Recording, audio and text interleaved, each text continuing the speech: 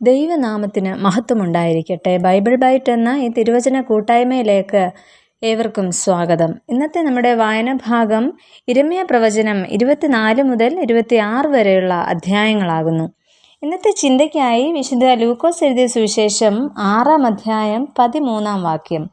അവൻ ശിഷ്യന്മാരെ അടുക്കെ വിളിച്ചു, അവരിൽ 12 പേരെ തിരഞ്ഞെടുത്തു. 12 അപ്പോസ്തലന്മാരിൽ ഒരാളായിരുന്നു ശീമോൻ. ഈ ശീമോനെ കുറിച്ച് കനാന്യനായ ശീമോൻ എന്നും എരിവുകാരനായ ശീമോൻ എന്നും പറയപ്പെടുന്നു.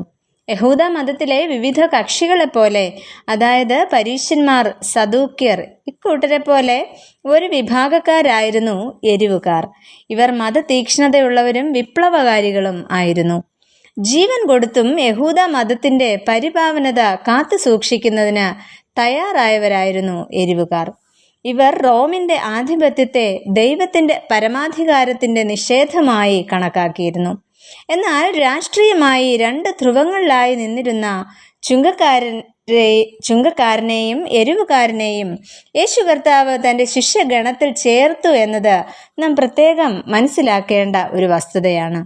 വേദപുസ്തകത്തിൽ മറ്റ് 11 പേർക്ക് കൂടെ ശീമോൻ എന്നുള്ള പേര് കാണുന്നു. മത തീവ്രവാദിയായിരുന്ന യേശു കർത്താവിൻ്റെ ശിഷ്യനായ ശീമോന്റെ ജീവിതത്തിലൂടെ നമുക്ക് ഒന്ന് സഞ്ചരിക്കാം. ഒന്നാമതായിട്ട്, രാജ്യസ്നേഹിയായിരുന്ന ശീമോൻ ക്രിസ്തു സ്നേഹി ആകുന്നു.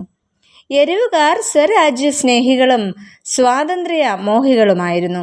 പുതിയ നിയമകാലത്ത് പാലസ്തീൻ റോമ സാമ്രാജ്യത്തിന്റെ അധീനതയിൽ ആയിരുന്നു. അതിനാൽ റോമൻ ഭരണത്തിനെതിരെ യഹൂദന്മാർ പ്രതികരിച്ചുകൊണ്ടേയിരുന്നു. അങ്ങനെ വിദേശ ആധിപത്യത്തെ എതിർക്കുക, വിജാതീയ ഭരണത്തിൽ നിന്നും യഹൂദരെ മോചിപ്പിക്കുക, യഹൂദന്റെ ന്യായപ്രമാണത്തിൽ തീക്ഷ്ണതയുള്ളവരായിരിക്കുക, ഈ ലക്ഷ്യങ്ങളായിരുന്നു എരിവുകാർക്ക് ഉണ്ടായിരുന്നത്. കാലക്രമേണ ഈ ലക്ഷ്യങ്ങൾ നേടിയെടുക്കുവാനായി ഇവർ കൊള്ളയും കൊലയും അക്രമങ്ങളും നടത്തുവാൻ തുടങ്ങി. അങ്ങനെ റോമൻ ഭരണത്തിനെതിരെ നിലനിന്ന ഒരു വിപ്ലവ പ്രസ്ഥാനമായി എരിവുകാർ മാറ്റപ്പെട്ടു. ഇവരുടെ കൂട്ടത്തിൽ കഠാരക്കാർ എന്നൊരു വിഭാഗവും ഉണ്ടായിരുന്നതായി കാണുന്നു. ഇക്കൂട്ടർ കഠാര കയ്യിൽ കരുതിയിരുന്നു എന്നാണ് പറയപ്പെടുന്നത്. ഇത്തരത്തിലെ എരിവുകാരനായ ഒരു വ്യക്തിയായിരുന്നു ശീമോനും. എന്നാൽ ലോകപ്രകാരമുള്ള മാനദണ്ഡത്തിലൂടെ അല്ല യേശു ഒരു വ്യക്തിയെ രൂപാന്തരപ്പെടുത്തുന്നത്. യേശു തിരഞ്ഞെടുത്ത ശിഷ്യന്മാർ എല്ലാവരും ഒരേ സ്വഭാവക്കാരോ ഒരേ വ്യക്തിത്വമോ ഉള്ളവരായിരുന്നില്ല. ശീമോന്റെ തീവ്രതയും വിപ്ലവാത്മകതയും ശരിയായ പാതയിലേക്ക് നയിക്കുവാൻ യേശു കർത്താവ് ആഗ്രഹിക്കുന്നു. അങ്ങനെ ഈ ലോകം താൽക്കാലികമാണെന്നും ദൈവരാജ്യമാണ് ശാശ്വതമായതെന്നും മനസ്സിലാക്കിയ ശീമോൻ യഥാർത്ഥ ക്രിസ്തു സ്നേഹി ആയിട്ട് തീരുന്നു. രണ്ടാമതായിട്ട്, അപ്പോസ്തലന്റെ പ്രവർത്തനങ്ങൾ എന്തൊക്കെയായിരുന്നു എന്ന് നമുക്ക് മനസ്സിലാക്കാം. ശീമോൻ യേശുവിൻ്റെ സാക്ഷിയും ദൈവരാജ്യത്തിൻ്റെ സേവകനുമായി തീർന്നു.